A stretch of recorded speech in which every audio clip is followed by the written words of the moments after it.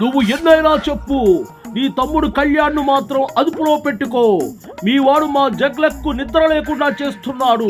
అన్యాయం చేసిన వాళ్ళ అంతు చూడడమే మా కర్తవ్యం. ఈ విషయంలో నా తమ్ముడు కళ్యాణ్ నాకన్నా 10 అడుగులు ముందుండి మీలాంటి వాళ్ళను చెడుగుడు ఆయేస్తాడు. రైతుల గురించి మాట్లాడకుండా కల్తీ లడ్డు గురించి మాట్లాడడం కరెక్ట్ కాదు అని మనవి చేస్తున్నా. రైతుల రక్తాన్ని పీల్చిన రాబందులు రా మీరా మాట్లాడేది. గంజాయి బ్యాచ్ కి కొమ్ము కాసే మీలాంటి వాళ్ళను ఏం చేసినా పాపం లేదు. మేవింతే, మా రాజకీయం ఇలాగే ఉంటుంది.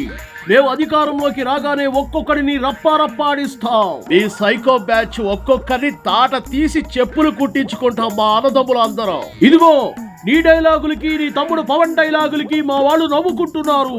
అసలు ఏంటి నీ ధైర్యం అని ప్రశ్నిస్తున్నా. పవనేరా నా ధైర్యం. ఎంత కాలితే అంత వెలుగుతాడు.